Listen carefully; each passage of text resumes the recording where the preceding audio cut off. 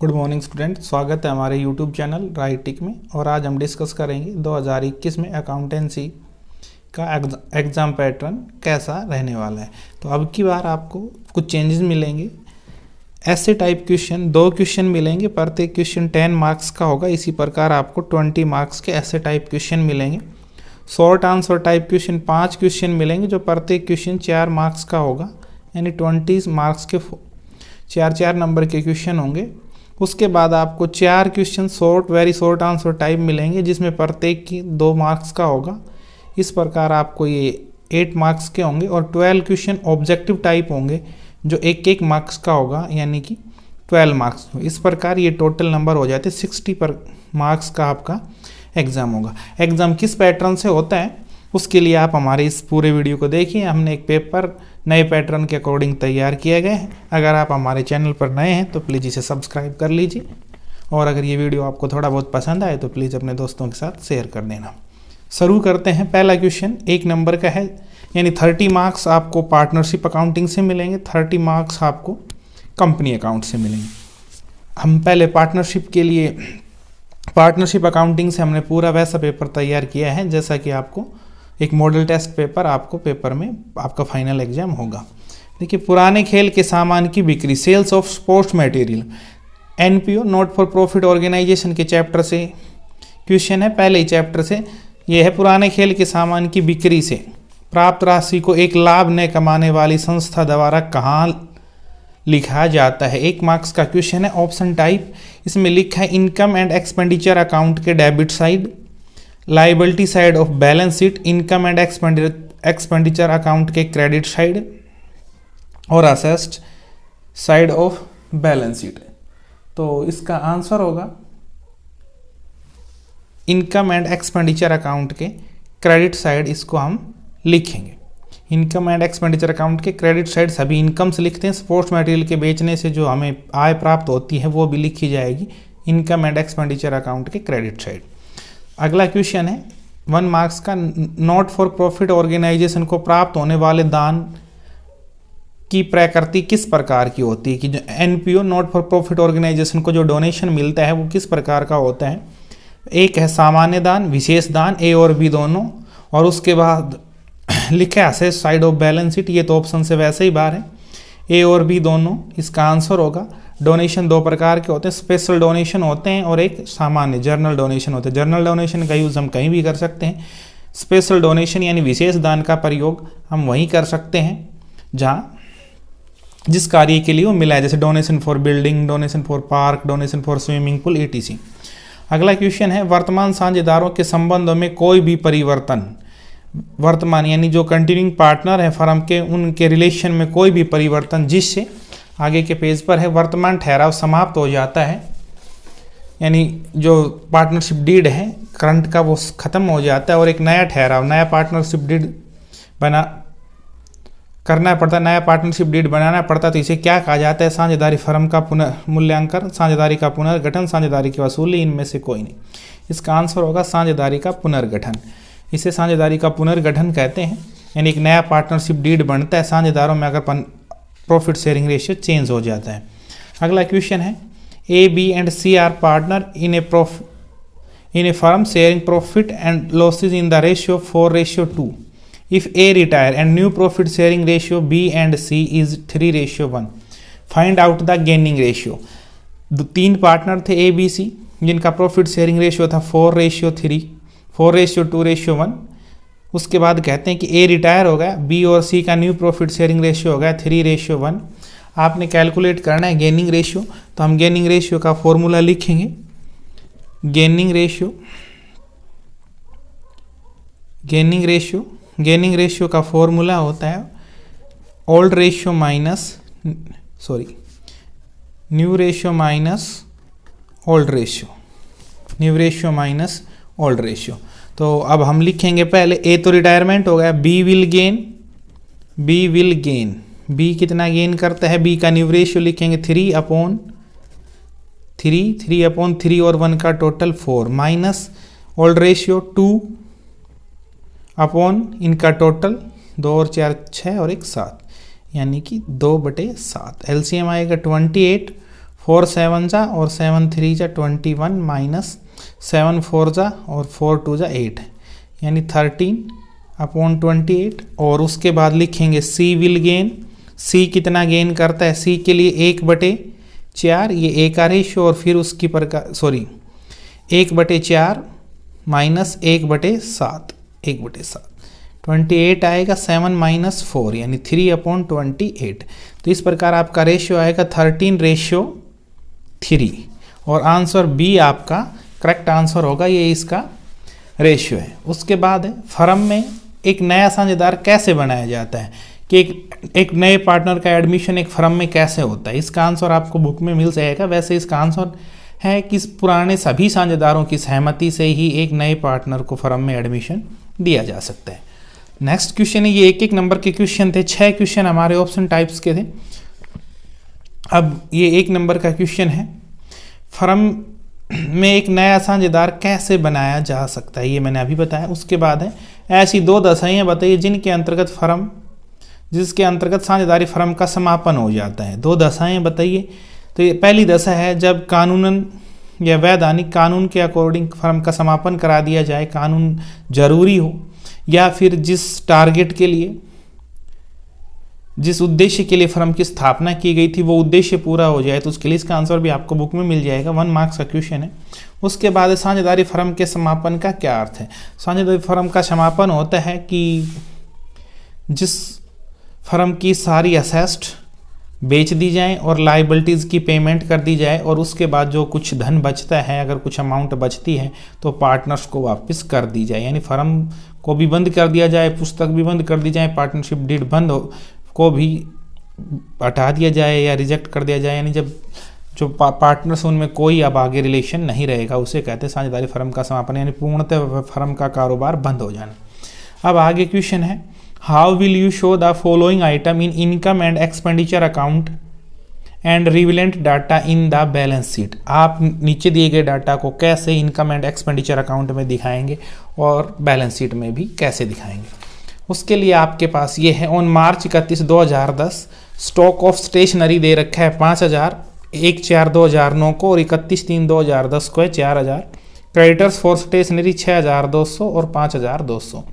Amount paid for stationery during the year 2009-10 और उसके लिए है 2009-10 में रुपये 26,000 हमने स्टेशनरी के लिए दिए।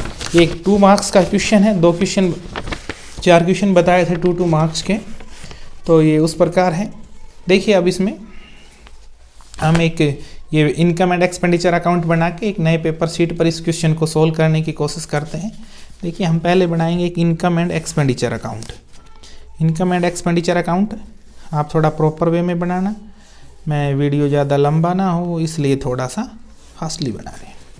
ये है इनकम एंड एक्सपेंडिचर अकाउंट, यहाँ लिखेंगे income and expenditure account. Expenditure account इस साइड हम लिखेंगे क्रेडिट डेबिट। डेबिट साइड में इसमें एक्सपेंडिचर लिखे जाते हैं, यहाँ रुपए और यहाँ पर इनकम। तो जो हमारे रुपए स्टेशनरी पर खर्च हुए वो हमारी एक्सपेंडिचर थे, तो इसलिए उन्हें डेबिट साइड हम यहाँ लिखेंगे टू स्टेशनरी।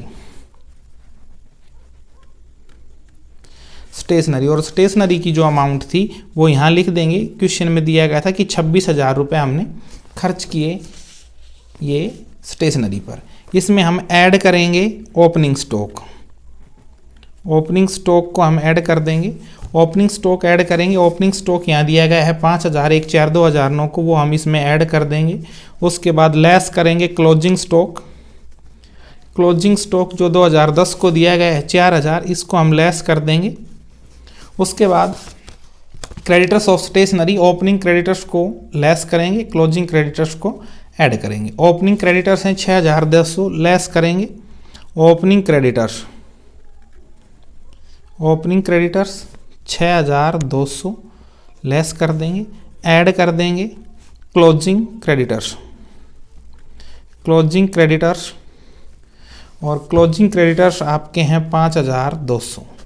यानी कुल मिला के हमारे माइनस के हुए 10,200, प्लस के भी हुए 10,200। ये जो ब्रैकेट में लिखे हैं मैंने, ये माइनस के हैं, ये प्लस के हैं, ये भी 10,200। ये यहाँ पर जो अमाउंट लिखी जाएगी वो होगी 26,000 रुपये।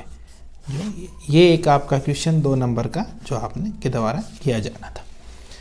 उससे आगे देखिए अगला क्वेश्चन है वसूली खाते का ढांचा यानी परफॉर्मा तैयार कीजिए। वसूली खाता कहते हैं रियलाइजेशन अकाउंट का। ये डिसॉल्वेशन ऑफ पार्टनरशिप 6 नंबर चैप्टर का क्वेश्चन है, जिसमें आपने एक परफॉर्मा तैयार करना है, जिसमें आपने रियलाइजेशन अकाउंट का परफॉर्मा बनाना है जो 2 मार्क्स का होगा। हम एक रियलाइजेशन अकाउंट का परफॉर्मा मैं थोड़ा सा आपको फास्टली बनाना बता रहा हूँ। ऐसे ही एक हम लिखेंगे, परफॉर्मा लेंगे। आपको वैसे आपकी बुक में एक साफ साफ परफॉर्मा मिल जाएगा। अभी तो मैं इसको थोड़ा सा फास्टली कर रहा हूँ ताकि आप वीडियो थोड़ा लंबा ना हो। ऊपर लिखेंगे रियलाइजेशन अकाउंट, रियलाइजेशन अकाउंट, उसके बाद क्रेडिट डेबिट, इधर लिखेंगे पर्टिकुलर्स, रुपए पर्टिकुलर और रुपए। यहाँ रुपए की जगह आप अमाउंट भी लिख सकते हैं, ये मैं रुपए का निशान लिख रहा हूँ। इसमें मैं आपको थोड़ा सा फास्टली बता रहा हूँ। इधर हम लिख देंगे कि जितनी भी आउटसाइड लाइबिलिटीज़ हैं सारी लाइबिलिटीज़ लिख देंगे। इस साइड आप जो असेस्ट हैं आउटसाइड सिर्फ सारी असेस्ट लिख देंगे। फर्म की जो असेस्ट अदर देन कैश जिनको बेचा जा सकता है वो जब सेल्स होंगी तो उनको इधर लिख देंगे, यानी क्रेडिट साइड लिख देंगे। लाइबिलिटीज़ की पेमेंट करेंगे, डेबिट साइड लिख देंगे। और इसके बाद जो आपका प्रॉफिट और लॉस आता है उसको यहाँ लिख देंगे 2 पार्टनर। अगर क्रेडिट साइड का जोड़ ज़्यादा है तो प्रॉफिट आएगा, उसको इस साइड लिखा जाएगा डेबिट साइड कि to profit transfer to partners capital account. अगर लॉस आता है डेबिट साइड का जोड़ ज़्यादा है तो इधर लिखेंगे by loss transfer to partners capital account. ये आप अपने बुक में एक बार परफॉर्मा देख लें, काफ़ी बार एग्जाम में पूछे गए हैं। आगे आपका क्वेश्चन है XYZ, जो 4 मार्क्स का क्वेश्चन है। XYZ are partner in a firm sharing profit and losses in the ratio 5:3:2। Their capital fixed capital are रुपए 2 lakh, 1,50,000, 1,25,000 respectively for the year ended 31 March 2016। Interest on capital was credited to them at the rate of 8% instead of 10%। Give adjustment entry. Account close करने के बाद हमें ये पता चला कि जो इंटरेस्ट ऑन कैपिटल है वो 8% की जगह कितना दे दिया गया, 10% दे दे इंस्टेड ऑफ 10%, सॉरी 10%, 8% हमने इंटरेस्ट ऑन कैपिटल दे दिया, देना चाहिए था 10% पर एनम। इसके लिए हम एक एडजस्टमेंट टेबल बनाएंगे और उसके बाद इसकी एडजस्टमेंट जर्नल एंट्री कर देंगे। ये प्रॉफिट शेयरिंग रेशियो है 5:3:2। अब एक एडजस्टमेंट टेबल बनाएंगे, 3 पार्टनर हैं तो उसमें 4 कॉलम हम बनाएंगे ऐसे एडजस्टमेंट टेबल में। ये एक टोटल का कॉलम होगा, फिर XYZ, Y और X। इसके ऊपर हम लिखेंगे एडजस्टमेंट टेबल। इसमें पर्टिकुलर्स, ये थोड़ा रनिंग एंड में कर रहे हैं ताकि वीडियो थोड़ा सा ज़्यादा ना जाए। यहाँ लिखेंगे X, Y और Z। ये 3 पार्टनर थे और ये एक कॉलम टोटल का। अब हमने क्या है गलती, इंटरेस्ट ऑन कैपिटल गलती से दे दिया है 8%, देना चाहिए था 10%। तो हम सबसे पहले यहाँ लिखेंगे interest on capital wrongly credited और इसको हम कर देंगे डेबिट। जो गलती से क्रेडिट कर दिया उसके लिए मैंने ये थोड़ा शायद साफ नहीं दिख रहा है लेकिन डेबिट लिखा है। पहले की कैपिटल आपकी थी, ये पहले पार्टनर्स की कैपिटल मैं आपको जहाँ तक दिखाता हूँ 2 लाख। 2 लाख पर 8% गलती से ब्याज दिया हमने 16,000। उसके बाद 1,50,000, 1,50,000 पर हमने 8% ब्याज दिया तो ये आपका आएगा 12,000। उसके बाद हमने 1,25,000 पर 8% ब्याज दिया तो ये आपका आएगा 0, फिर से 0, 10,000। ये आपका आएगा 10,000। उसके बाद हमारी जो टोटल यहाँ अमाउंट हमने इंटरेस्ट दिया ये आपका आएगा, इसका टोटल कर देते हैं हम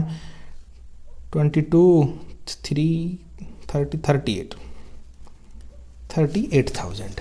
अब हम जो ये तो गलती से दे दिया गया, उसके बाद हम लिखेंगे interest on capital, interest on capital credit जो देना चाहिए था कितना 10%। 2 लाख का 10% आएगा 20,000, 15,000 का 10% आएगा ये 1,50,000 का 10% आएगा 15,000 और 1,25,000 का 10% आएगा 12,500। इसका टोटल करके हम यहाँ लिख देंगे, ये हो आएगा आपका 47,500 जहाँ तक मैंने टोटल किया। अब इसका हम डिफरेंस निकालेंगे, यहाँ लिखेंगे डिफरेंस, इसका डिफरेंस यहाँ आपके सारे ही क्रेडिट का डिफरेंस बचेगा। क्रेडिट के आएंगे 4,000, इसके बाद क्रेडिट के 3,000 और इसके बाद क्रेडिट के आएंगे 2,500। इस प्रकार आपकी टोटल अमाउंट आएगी 9,500। बाकी ये सारे बैलेंस आपके क्रेडिट के हैं। अब हम यहाँ लिखेंगे कितना है 9,500। Division of amount, division of amount 9,500 in profit sharing ratio. Profit sharing ratio है आपका 5:3:2। ये जो आपका यहाँ लिखा था 5 इसमें इनको डिवाइड करके लिख देंगे। तब इसको 5:2:3 में बांटेंगे, तो 9,500 को 5:3:2 में हम बांटते हैं तो आपका यहाँ आएगा 0.5 और उसके 4,750। उसको अब यहाँ आएगा आपका 2,850 और यहाँ जहाँ तक आएगा 0 और 1,900। इस प्रकार आपका यहाँ का भी टोटल आ जाएगा 9,500।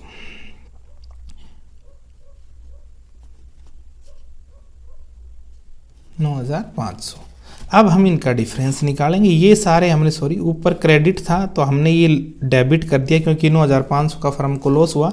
अब देखिए डेबिट नीचे है, ऊपर क्रेडिट है, इनका अंतर आएगा। डेबिट बैलेंस आएगा 750। इसका देखो ऊपर से ज़्यादा है 3,000 नीचे का में, इसका क्रेडिट बैलेंस आएगा 150 150।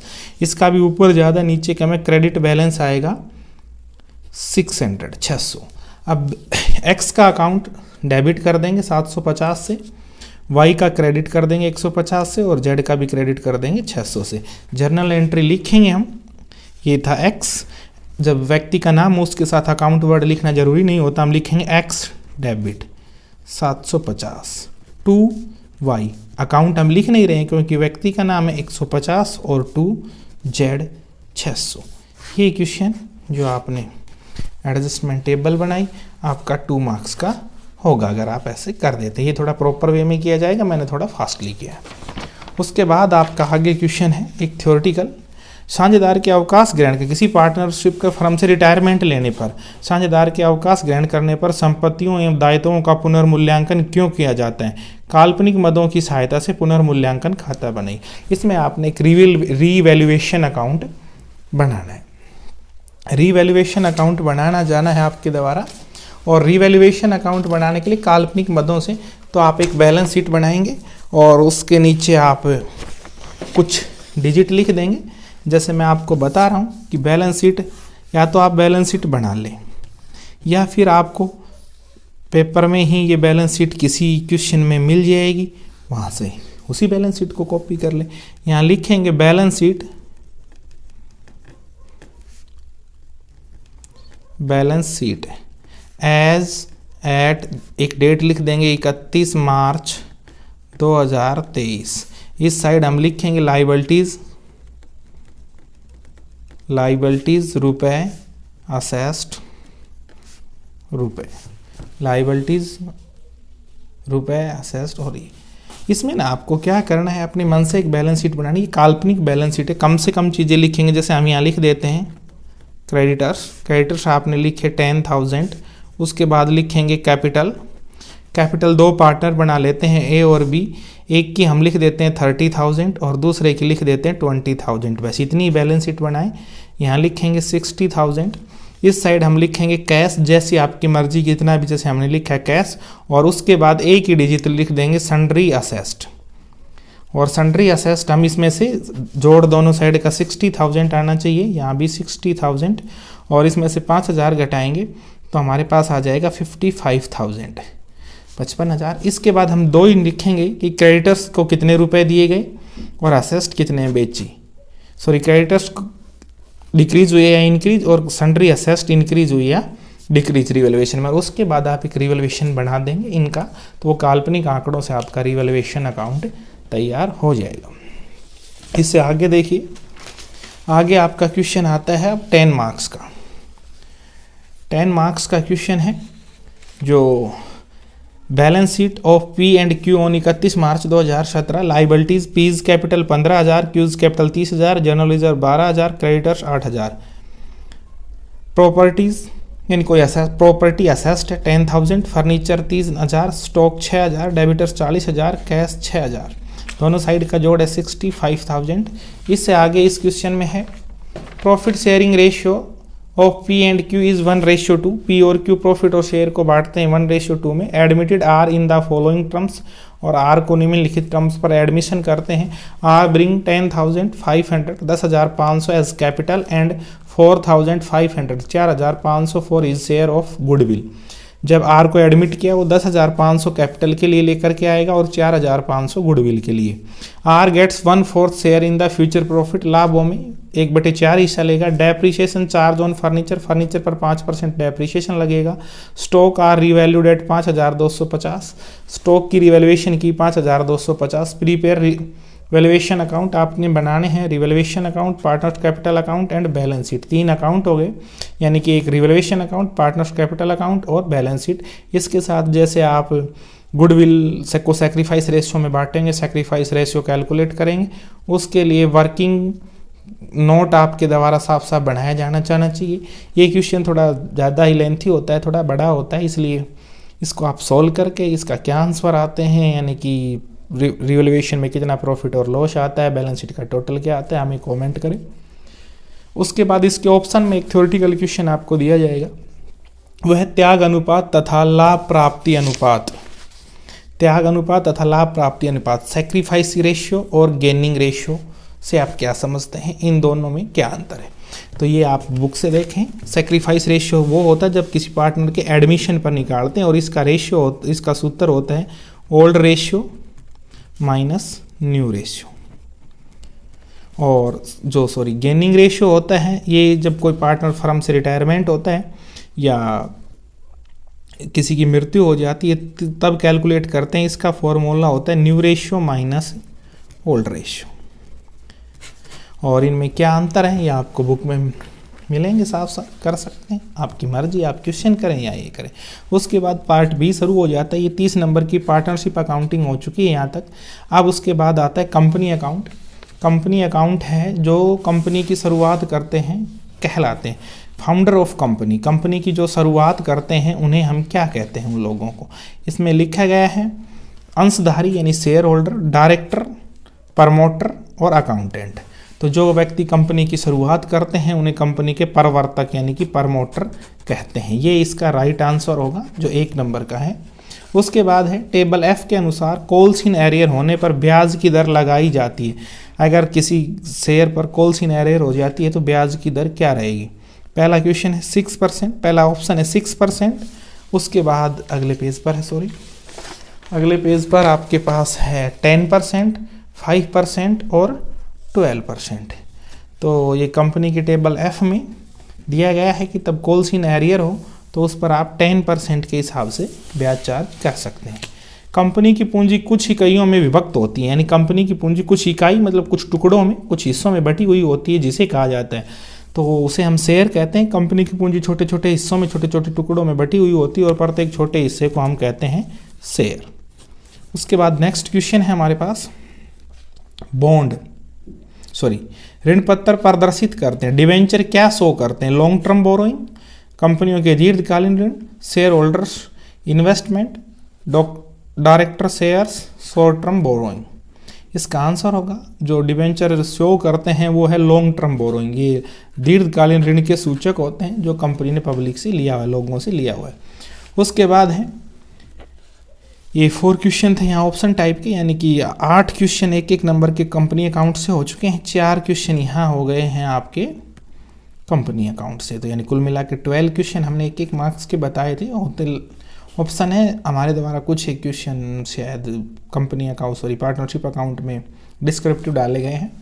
उसके बाद वो एक आध हो भी सकता है कि ऑप्शन का मिले, फिल इन द ब्लैंक्स मिले, ट्रू फॉल्स मिले या डिस्क्रिप्टिव भी मिल सकता है। उसके बाद है क्वेश्चन नंबर 5, अंशधारी वित्तीय विवरण के विश्लेषण में क्यों रुचि क्यों रखते हैं, कारण बताइए। 2 मार्क्स का है। अंशधारी मतलब शेयर होल्डर कंपनी के फाइनेंशियल स्टेटमेंट के एनालिसिस में, जैसे कैश फ्लो, फंड फ्लो और अपने रेशियो एनालिसिस, ट्रेंड एनालिसिस में इंटरेस्ट क्यों रखते हैं ये बताइए। तो वो बहुत से होते हैं, वो कंपनी की लाभप्रदता जानना चाहते हैं, कंपनी की वित्तीय स्थिति जानना चाहते हैं, कंपनी की शोधन क्षमता जानना चाहते हैं, कंपनी की प्रॉफिटेबिलिटी अर्जन क्षमता जानना चाहते हैं, इसलिए। उसके बाद स्वामित्व अनुपात क्या होता है, प्रोप्राइटरी रेशियो क्या होता है। प्रोप्राइटरी रेशियो वो होता है जो ये बताता है कि कंपनी की जो असेस्ट हैं उनमें से कितनी असेस्ट ऐसी हैं जो कंपनी की शेयर कैपिटल से खरीदी गई हैं। तो ये है आपका प्रोप्राइटरी रेशियो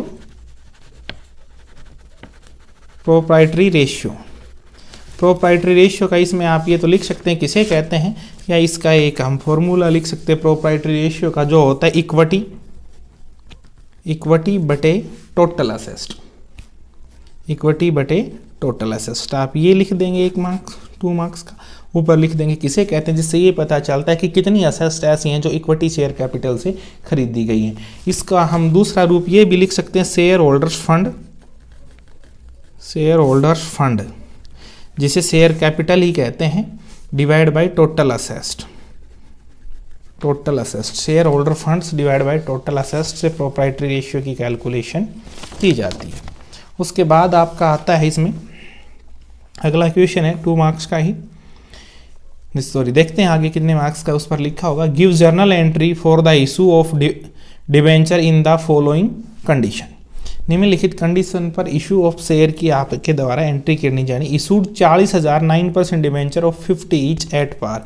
40,000 डिबेंचर जो एक 50 रुपये का था हमने एट पार पर इशू किया। एंड रिडीम्ड एट पार ऊपर लिखा है, सॉरी देखिए रिडीम्ड एट पार, और इससे पहले लिखा था ये, सॉरी इसी क्वेश्चन का 2 पेज पर है। Issue 40,000 9% debenture 40,000 9% debenture of ₹50 each at par and redeemable at par. तो इनकी क्या एंट्री होगी, ये देखिए बहुत ही आसान एंट्री होगी। तब इन्हें 50 रुपये का एक डिबेंचर इशू किया है और वो डिबेंचर रिडेम्पशन भी 50 रुपीज़ मतलब एट पार पर ही होना है। तो हम यहाँ एंट्री लिखेंगे बैंक अकाउंट डेबिट होगा। 40,000 डिबेंचर हैं और जो एक 50 रुपये का है उनकी मल्टीप्लाई कर देंगे और ये अमाउंट हमारे पास निकल कर आ जाएगी 20 लाख। और उसके बाद लिखेंगे to debenture application and allotment account,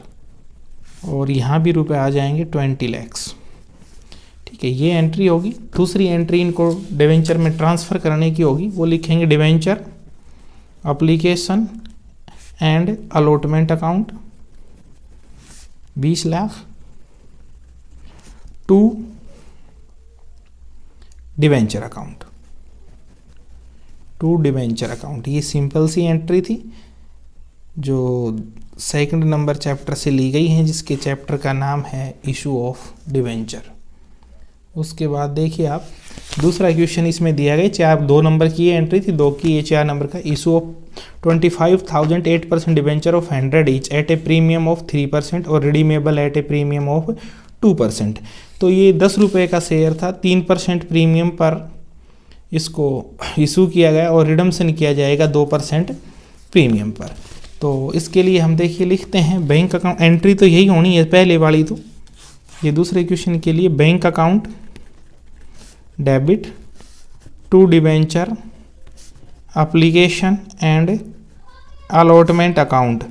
debenture application and allotment account कितने रुपए होते हैं, देखिए 25,000 शेयर थे, एक 10 रुपये के 2.5 लाख रुपए बन गए, और इसके बाद इसको 3% प्रीमियम, इसका 3% प्रीमियम निकाल देंगे, 2 जीरो से 2 जीरो कट जाएगा और ये आएगा 75,000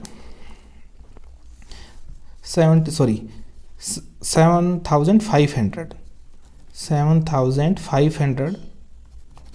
तो कुल मिला के हमारे पास जो रुपए आएंगे 2.5 लाख रुपए, तो हमें 2,50,000 रुपए तो आने थे डिवेंचर के, और 7,500 रुपये आएंगे सिक्योरिटी प्रीमियम के। हमारे पास कुल रुपए आएंगे 2,57,500, और यहाँ हम लिख देंगे इसको 2,57,500 ये आ गए। अब इसके हम दूसरी एंट्री करते हैं, क्योंकि इनका रिडम्सन भी कैसे करना है, 2% प्रीमियम, 2% बनता है इसका 5,000 रुपये।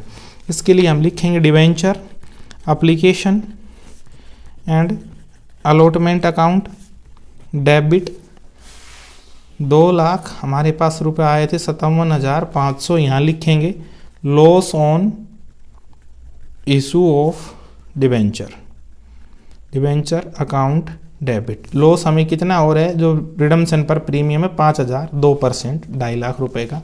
उसके बाद हम लिखेंगे टू डिवेंचर अकाउंट, डिवेंचर हमारे थे 2,50,000 के। उसके बाद लिखेंगे to security premium reserve account, security premium reserve में जो टोटल अमाउंट हमने यहाँ ऊपर कैलकुलेट की थी 7,500, और उसके बाद लिखेंगे टू प्रीमियम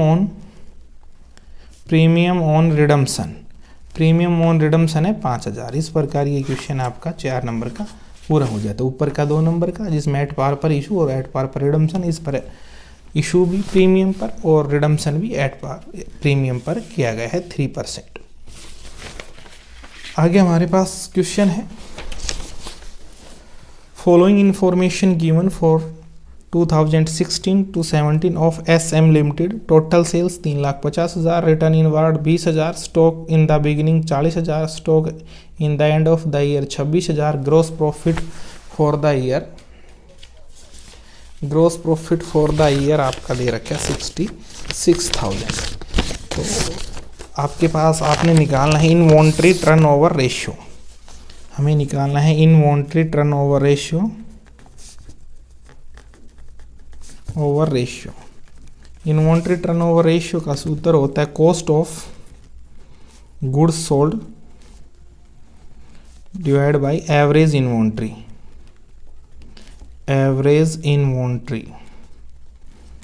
तो हमारे पास पहले हमें चाहिए कॉस्ट ऑफ गुड्स सोल्ड निकालने के लिए हम क्या करेंगे, net sales minus gross profit.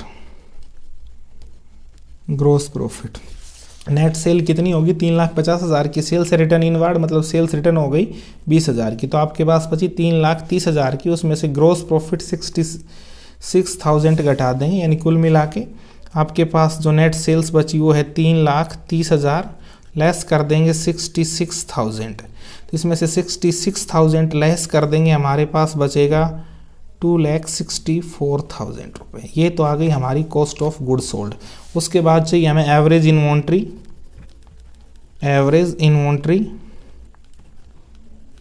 Inventory हमारे पास होगा opening inventory 40,000 plus stock of the beginning मतलब opening inventory, stock at the end of the year मतलब क्लोजिंग इन्वेंट्री, दोनों का जोड़ करके 2 से भाग कर देंगे। 40,000 प्लस 26,000 26,000 डिवाइड बाई 2, तो ये आपका ऊपर आएगा 66,000 डिवाइड बाई 2 यानी 33,000। इसका अब इस ऊपर रखते हैं goods cost of goods sold 2,64,000 in 2,64,000 और नीचे 33,000, ये कट जाएगा और उसके बाद ये आपका आ जाएगा 8 times inventory turnover ratio. Inventory turnover ratio है 8 टाइम्स। नेक्स्ट क्वेश्चन है रोकड़ प्रवाह विवरण 4 मार्क्स का तैयार करने का प्रयोजन क्या है, यानी कि आपको 9th नंबर चैप्टर में कैश फ्लो स्टेटमेंट में मिलेगा कि कैश फ्लो स्टेटमेंट क्यों तैयार किया जाता है, उसके उद्देश्य क्या है, ये आप वहाँ से देख सकते हैं। उसके बाद है एक 10 मार्क्स का क्वेश्चन, इशू ऑफ शेयर से ही आता है। Fast food limited issued a prospectus offering 10,000 equity share of ₹50 each at par payable as follows. On application ₹15, on allotment ₹10, on first call ₹15 और on first call ₹10। Ram holder 500 equity share, Ram एक share holder था जिसके पास 500 equity share थे। Did not pay the amount due on both call, जिसने दोनों calls के रुपए सॉरी नहीं दिए। दीज 500 शेयर वर, उसके 500 शेयर हमने क्या किए, these 500 share were forfeited by the board of director and 300 of the share were subsequently reissued at 55 per share. और ये क्वेश्चन था, देखिए 10,000 शेयर्स हैं, 50 रुपये के हिसाब से हमने इशू किए, 15 रुपये एप्लीकेशन पर, 10 रुपये अलॉटमेंट पर, 15 रुपये फर्स्ट कॉल पर, 10 रुपये सेकंड कॉल पर आए। 500 शेयर होल्डर थे जिसने दोनों कॉल्स के रुपए नहीं दिए। उसके बाद उसमें से हमने उनको फॉर फ्यूचर कर लिया और फिर 300 शेयर रीइशू कर दिए 55 ईच के हिसाब से। ये 10 मार्क्स का क्वेश्चन है, अच्छा क्वेश्चन है, इसको एक बार देख लेते हैं कि कैसे करते हैं। आप इसको थोड़ा साफ साफ करें, हमें तो थोड़ा जल्दी में इतना हो नहीं पाएगा। देखिए यहाँ लिखेंगे एप्लीकेशन की एंट्री हम यहाँ करेंगे। एप्लीकेशन की एंट्री के लिए हम लिखेंगे bank account debit. Bank account debit कि बैंक में हमारे यहाँ कितने रुपए आएंगे, बैंक में जो टोटल रुपए आएंगे 15 रुपये पर शेयर के हिसाब से और 10,000 शेयर थे, तो हमारे कुल मिला के रुपये आए 1,50,000। उसके बाद हम लिखेंगे to share application account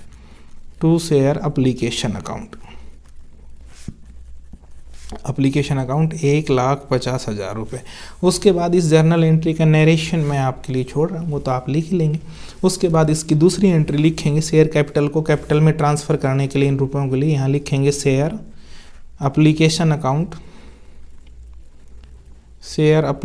account debit 1,50,000 रुपये टू शेयर कैपिटल अकाउंट 1,50,000 रुपये। ये हमने लिख दी, ये होगी एप्लीकेशन की एंट्री। उसके बाद हम करेंगे अलॉटमेंट की एंट्री, ये मैंने अलॉटमेंट के लिए लिखा है। अब अलॉटमेंट को ड्यू करते हैं 10,000 शेयर पर। Share allotment account debit, share allotment पर आपके रुपए आएंगे 10 रुपये पर शेयर और 10,000 शेयर थे, तो टोटल आपके पास आएंगे 1 लाख रुपीज़। यहाँ लिखेंगे टू शेयर कैपिटल अकाउंट और ये आपके 1 लाख रुपए लिख दिए। इसका भी नरेशन आप लिख लेंगे। ये रुपए फिर बैंक में आ जाएंगे, तो हम इनके लिए बैंक में एंट्री करेंगे। Bank account debit to share allotment account और ये रुपए आपके रहेंगे 1 लाख रुपए आपके बैंक में आ जाते हैं इसके साथ। अब हम उसके बाद एंट्री लिखते हैं फर्स्ट कॉल की। ये एप्लीकेशन की हो गई अलॉटमेंट। फर्स्ट कॉल के रूप ड्यू करेंगे share first call account debit to share capital account और ये 15 रुपये पर शेयर है। 10,000 शेयर्स थे, 1,50,000 रुपये आपके पास आ जाएंगे। 1,50,000 रुपये आ नहीं जाएंगे, फर्स्ट कॉल को ड्यू किया। अब फर्स्ट कॉल के जब रुपए आने हमारे पास, तो हमें पता चला कि एक शेयर होल्डर है जिसका नाम राम है, उसने फर्स्ट कॉल के रुपए दिए नहीं। जिसके पास शेयर थे 500 की और को 15 रुपये पर शेयर के हिसाब से आपके पास मेरे हिसाब 7,500 रुपये नहीं आएंगे, तो यहाँ पर रुपए आएंगे 1,42,500 यानी कि 1,42,500 और उसके बाद लिख देंगे to share first call account 1,42,500।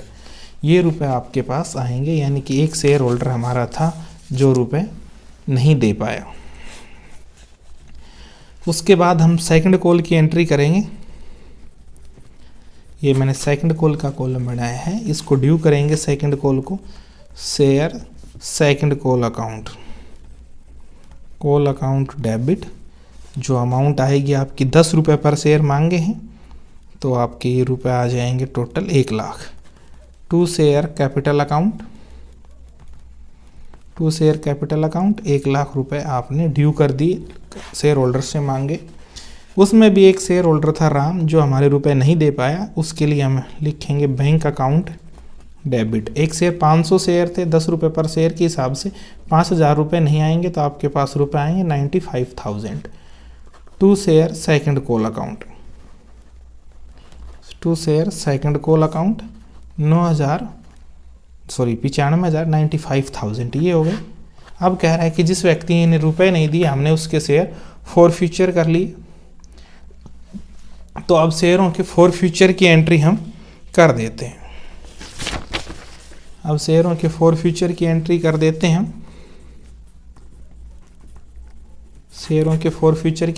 देते हैं। फॉरफ्यूचर में देखो 500 शेयर फॉरफ्यूचर करने हैं, उसके लिए जितने रुपए अब तक मांगे जा चुके हैं, 50 के 50 रुपए मांगे जा चुके हैं, तो हम लिखेंगे शेयर कैपिटल अकाउंट। अब तक मांगी गई राशि से, अब तक जितने रुपए हमने मांग ली 500 शेयर पर, और हमने 50 रुपये पर शेयर के हिसाब से जो रुपए मांगे 25,000। जो रुपए हमें नहीं आए वो यहाँ लिखेंगे। To share first call account, first call पर जो रुपए नहीं आए 7,500 रुपये। To share second call account, और सेकंड कॉल पर नहीं आए 5,000 रुपये। बाकी ऊपर 25,000 है, इधर 7,500 और 5,000 12,500 उसके बच गए, उसके लिए हम लिख देंगे टू शेयर फॉरफ्यूचर अकाउंट। और फॉरफ्यूचर में चले जाएंगे आपके 12,500। उसके बाद इन शेयरों को री इशू कर दिया गया। अब हम लिख देते हैं री इशू की एंट्री। आप थोड़ा जर्नल का परफॉर्मा बना के साफ करेंगे। 300 शेयर री इशू कर दिए 55 रुपए के हिसाब से, तो बैंक में आएंगे 300 यानी 300 और 55 की हम मल्टीप्लाई कर देंगे, तो ये आपका आ जाएगा ये 16,500 रुपये। 300 शेयर 55 के हिसाब से बेच दिए हमने, तो आपका 16,500 रुपीज़ आ जाएंगे। उसके बाद लिखेंगे टू शेयर कैपिटल अकाउंट। लेकिन ये शेयर था कितने का, एक 50 रुपीज़ का था, 5 रुपये ज़्यादा पर बेचे, तो यहाँ आपके शेयर कैपिटल में आएंगे 15,000 रुपये। बाकी बच गए उसको लिख देंगे टू सिक्योरिटी प्रीमियम अकाउंट, और सिक्योरिटी प्रीमियम के रुपए हो जाएंगे आपके 1500। ये हो गई री इशू की एंट्री। जितने शेयरों को री इशू कर दिया उनके लिए जो फॉरफ्यूचर में रुपए थे उन्हें हम ट्रांसफ़र कर देते हैं कैपिटल रिजर्व में। लेकिन 500 शेयर हमने यहाँ फॉरफ्यूचर किए थे, 500 री इशू किए केवल 300 शेयर, तो 300 शेयर के रुपए ही इनमें से हम ट्रांसफ़र कर देंगे। एक बार आप कैलकुलेट कर लेंगे। 500 शेयर के लिए फॉरफ्यूचर में 12,500, एक के लिए होंगे बटे में 500, और 300 शेयर के लिए होंगे गुणा में 300। इसको हम सोल्व कर देंगे। ये आएगा आपका 5 दूनी 10, 5 5 25, 2 0 25 की ओर 7,500 को ट्रांसफ़र कर देंगे कैपिटल रिजर्व में। हम यहाँ लिखेंगे share forfeiture account debit to capital reserve account, और यहाँ हम लिख देंगे 7,500 रुपये थे जो हमारे 300 शेयर के लिए थे, वो हमने कैपिटल रिजर्व में ट्रांसफ़र कर दिए। 200 शेयर री इशू अभी तक हमारे द्वारा किए नहीं गए हैं। इसके ऑप्शन में एक क्वेश्चन आपको दिया गया है, अंशों के हरण करने से आपका क्या अभिप्राय, what do you mean by forfeiture of share. अंशों के फॉरफ्यूचर और री इशू, अंशों के हरण और पुनर्निर्गमन और री इशू की एंट्री कीजिए उदाहरण देकर। तो मैं आपको बता रहा हूँ, तब एंट्री फॉरफ्यूचर ऑफ शेयर करते हैं तो 2 कंडीशन होती हैं शेयरों को कैसे इशू किया गया, या तो एट पार पर इशू किया गया या एट प्रीमियम पर इशू किया गया। अगर से एट पार पर इशू किया गया तो जर्नल फॉरफ्यूचर की एंट्री होती, जैसे हमने इस क्वेश्चन में की। वैसे भी अगर एट प्रीमियम पर इशू किया गया है तो 2 कंडीशन बनती है, प्रीमियम प्राप्त हो ली या प्रीमियम प्राप्त नहीं हुई। अगर प्रीमियम प्राप्त हो चुकी है तो सेम एंट्री ऐसी होगी जैसी एट पार पर है। अगर प्रीमियम प्राप्त नहीं हुई है तो उसमें सिक्योरिटी प्रीमियम को लिखा जाएगा, अलग एंट्री होगी। उसके बाद री इशू की 3 कंडीशन होती हैं। री इशू की 3 कंडीशन से एंट्री की जाएगी। जब शेयरों को रीइशू एट पार पर किया जाए, एट प्रीमियम पर किया जाए, और हम उनको रीइशू एट डिस्काउंट पर भी कर सकते हैं। तो ये हमने बिल्कुल एक मॉडल टेस्ट पेपर उसी प्रकार तैयार किया गया था, जो बिल्कुल नया पैटर्न हरियाणा बोर्ड के द्वारा निर्धारित किया गया है। अगर ये वीडियो आपको थोड़ा सा भी पसंद आया तो प्लीज़ लाइक और शेयर करें। Thank you.